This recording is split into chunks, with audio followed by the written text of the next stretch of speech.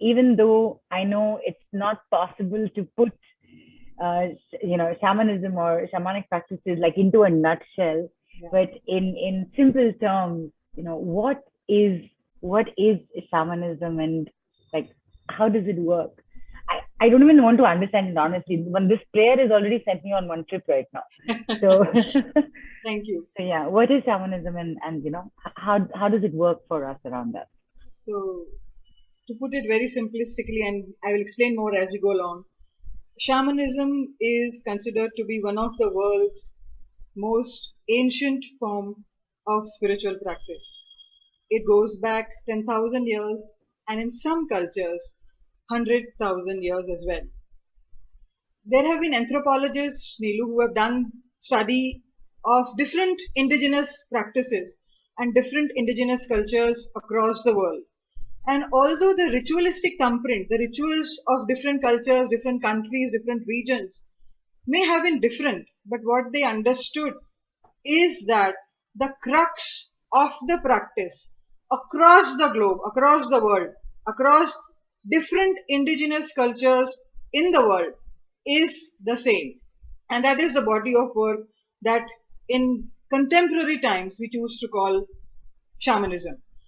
The word shaman per se comes from the Tungus tribe in Siberia, and it simply means to see through the dark. What does that mean?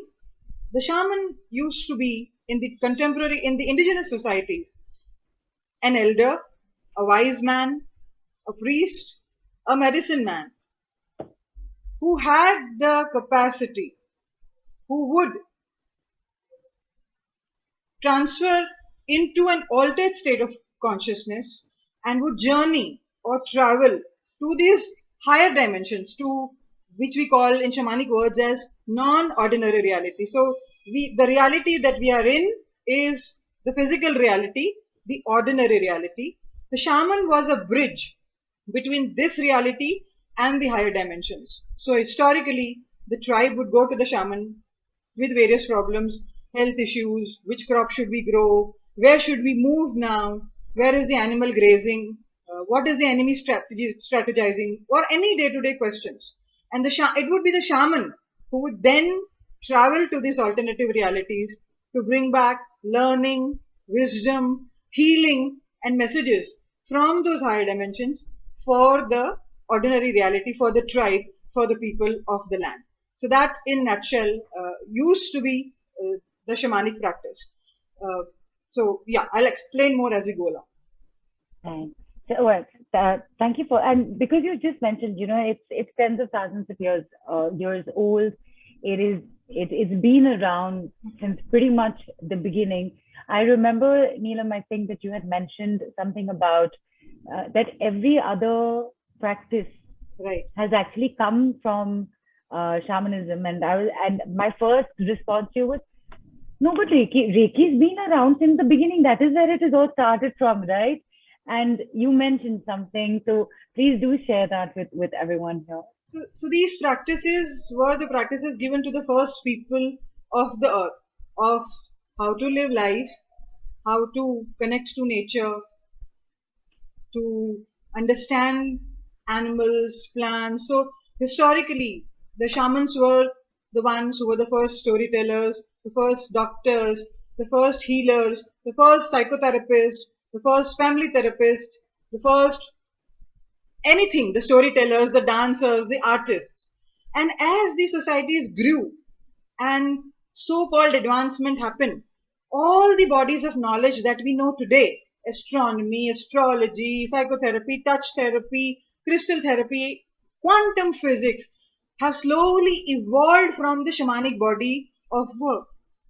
I'm sure you would agree that our ancient ancestors, even in India, in the Vedic times and across the world, had more knowledge around scientific truths that we are just beginning to discover through our research. What quantum physics has proved today, the ancient shamans and the indigenous man knew from the beginning of time. If you look at rock art and petroglyphs in these ancient societies, you will see they have scribbled the planets. And even how do we know Vedic astrology? It's come from the ancient times. It's come from how our ancestors observed the planets. There was no Google before, there was no research before, there was no written mode of communication or understanding. So these teachings have evolved through their own connection to plants, to animals, to planets, and to nature and to all of life. And so if wheel of life if we are the wheel of life, then shamanic body of work would be considered to be the hub of that wheel, the center of that wheel.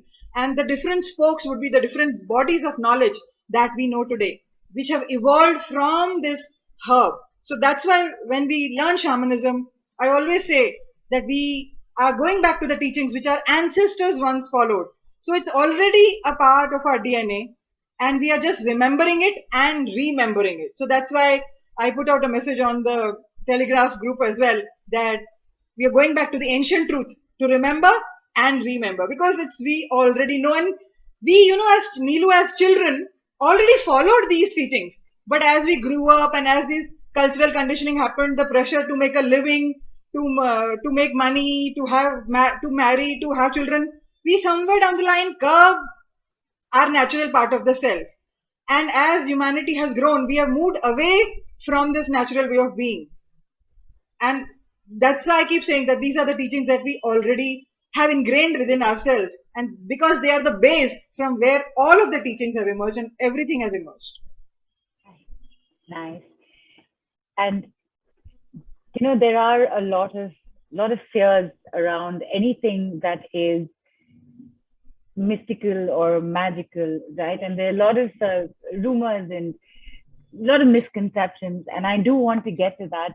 Before I do, because we're constantly talking about this is ancient, it's in our DNA, it's been there, it's always been there, it's never really gone away. If it's always been there, what is its relevance in today's times, Neelam? Shamanism in today's times, what is its relevance? Because it's not like we're going to go back and start living in the caves, right? So what is its relevance today? Thank you for asking. So first of all, you said something else before. What is its relevance in today's times? I want to answer that, but what was that? Okay, just before that, I said it's not like we're going to go back and stay in the cave, live in the caves right now. No, you mentioned misconception. Shall I talk about misconception that? and fears. Yes, I do want to get to that. So, however you would like to do it, because I know we want to cover both these things for sure. Sure. So let me come to the latter part, wherein its relevance in today's times. So let me ask you all a question. How did the ancient man and the indigenous man live? Hunting, gathering. And? Looking at the sky and deciding whether they need to be indoors or out. What else? What does it imply, Neelu? So I'm also looking at the group if anybody is putting any responses in. I think, okay, yes. For me, if you're asking me this question specifically, I would say that there was an independence and a dependence on nature to give you the signals on what to do. That's how I would. So would it be safe to say that they lived a life in alignment with the cycles of nature? They lived a life in harmony with nature. They lived a life in partnership and reciprocity with nature. Right. And people have written in that Claude said they were connected to nature and natural cycles. Correct. Chola says, listen to your heart. Anjali says, direction of the sun and the stars. Lipika says, instinct. Yachna and Chola also say instinct or instinctively. Right. Right. So instinctively, when we are in touch with our innate instinct, we are in touch with what? Our inner self? Nature. With our own true nature, isn't it? With our own true nature. Right. Correct. So, and all of you are so correct that they lived a life in alignment with nature. As a result of that, they lived a life in alignment with their own true nature. They're in alignment with their own soul and not with the egoic mind. The egoic mind keeps saying, I need more. And in that process of more and acquisition, and we have led to more control. We've led to more greed. That has led to more insecurity. That has led to more fears. That has led to violence. That has led to wars. That has led to the suppression of the feminine way of being. So we call ourselves progressive, pardon me for offending all of you, we have not progressed. We have gone back, because the ancient man was far more progressive in his understanding, in his or her observation, knowing and living a life in alignment with who he truly was and with nature. There was no abuse of nature. There was no domination of nature. That I keep using the words partnership, because that is what shamanism teaches us. It is partnership with spirit. It is reciprocity. It is equal give and take. We call the mother our earth, but what have we done?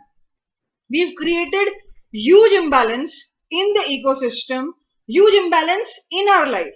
So modern man, the so-called the urban civilization, has moved away from nature, lost the wilderness of nature, as a result of which domesticated his or her own true self and live in immense suppression with the patriarchal norms of the society.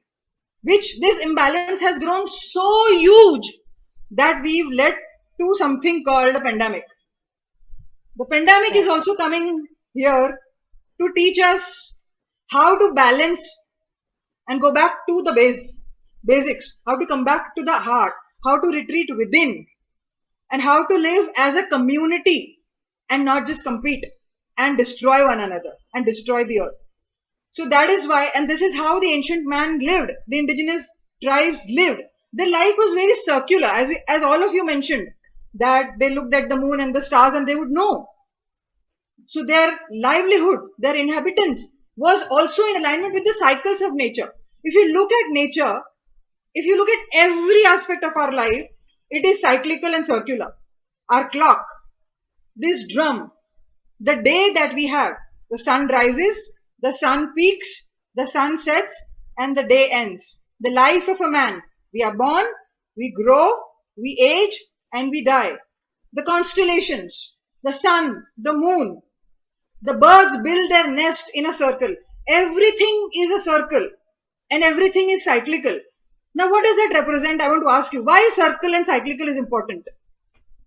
What good does it do to us? Why am I talking about all of this?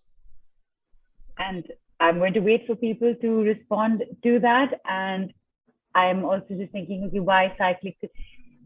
There's that saying, what goes around comes around. So, you know what? I've actually never really sat down to think about why is it called the circle of life? Why is it not the square of life? Right. I don't think I've actually sat down and paid or decided to have like a conscious thought process on it. So thank you, Neelam, for bringing that question up. And while I wait for people to respond, because Neelam wants to hear from you. I do want to say, Neelam, a little bit earlier you said, I'm sorry, I hope I don't offend anybody by saying I'm sorry, we've not progressed. People, let me tell you, this is Neelam, all right? She is upfront. She is going to say it exactly as she sees it. And that is also part of her USP, which you will get to know and experience even more and more. So here it is there. So Amrita says no ending. Radha says cycles are nature's way of renewing. Yasna says completeness. Kusum says circle is always complete in itself. Chala says it's a balance which keeps you grounded. A circle completed you too. And Anjali says we always reach where we started from in a circular manner. It's interesting what everybody has said. Shakti says it's a cycle of birth and death. So yes, it's a cycle, therefore a circle. But I still want to ask you, Neelam, why is it a circle of life and not the square of life? Well, I can't comment on why not the square. The circle, as some of you said, it is never ending. One, there is a beginning and an end, but a new cycle begins. So there is flow, momentum, and movement in a circle. I kept mentioning sacred circle. Even when we do workshops in a physical reality, we never have a classroom arrangement. We always have a circular arrangement. Even in the drum circle that we did, Neelu, if you remember, we had made all of you put the chairs in a circle. We did not want those square. Why? Right, absolutely. Because in a circle, everybody is equal. No, and there is interconnectedness in a circle. What has happened over a period of time? We've forgotten this circular and cyclical way of life, and we've become more linear. Each day of the day is same. At 12 o'clock in the night, we are working as similar as 6 o'clock in the morning. We are sleeping at 3 and we are waking up at 12. We've terribly screwed up our bodies. Sorry for the word again. Screwed up our bodies. And we invited a whole bunch of health issues because we started living a life which is not in alignment to the cyclical and the circular way of nature. So that is one. We've introduced a lot of this is mine, this is yours, and a lot of differentiation. Even in the spiritual circles, we talk about oneness. But what is that oneness? How do we get back to that oneness? Because we continue living a masculine life, we continue living a linear life, but only in a circle. We are united, we are one. So the leader may be a part of the circle, but is still a part of the circle. There is no hierarchy in a circle. There is interconnectivity. And also there is flow. One thing changes to another. If you look at even the emotions, they are also cyclical. They rise, they peak, they fade, and they end. If we allow the cycle to flow, if we don't attach and indulge, then the cycles become messed up. So that is why cycles teach us that spring has to go to summer. Spring can't say, I'm happy being spring. I don't want to grow to summer. Spring can't say that. Summer can't say, oh, growth has happened. I want to stay here. More growth, more action. No. Summer has to decline to autumn, where the shedding starts happening and the activity starts slowing down. Autumn has to give way to winter when every life dies. When all the leaves shed, there is pause. If you look at mother bear, if you look at bear as an animal, they spend 6 months of winter in hibernation in the cave, which is the feminine way of being, which is rest, recuperation, no activity, and 6 months of spring and summer as hunting. So they also follow cycles. Animals follow cycles. But we have moved away from cycles, as a result of which we've invited terrible disharmony in all aspects of our life. In our health, in our soul journey, in our relationships, in money, in everything. We are over fatigued. What did the pandemic force us to do? When COVID happens, all activity literally had to stop. The overworked economy had to pause. The overworked body, of course, we had challenges of doing all the household work, Bartan, Jhadu, Pocha, BJP on our own, but it's a separate matter. But the activity had to pause and we were forced to go within. The focus always is outside, outside, outside. So the pandemic forced us to look within and face our trauma. And that is why it was difficult for people, because we are so used to being busy, we don't know what to do with rest. But if you look at nature, spring and summer is masculine seasons. Autumn and winter are feminine seasons. So as Chola rightly pointed out, there is balance in the circle and the cycles of life. And the crux of shamanic way of being is also this balance, which is what we have moved away from. And when we come back to that balance, then we invite health and wealth and harmony and everything else. And that's the importance of cycles and circles. And that's the importance of bringing back these ancient teachings in this current times, because the universe, the guides up there are knocking. Hello? If you can't listen now through illness, through so many deaths, through so much trauma, when will you wake up? So this is a wake up call, and hence these teachings are more important than ever they have been. And of course, it is so nice to have you explain these things in a very simple, soft, gentle manner, because it can be taken, as an explanation. It can be taken to other extremes also. So I'm glad that it is as simple as this to understand.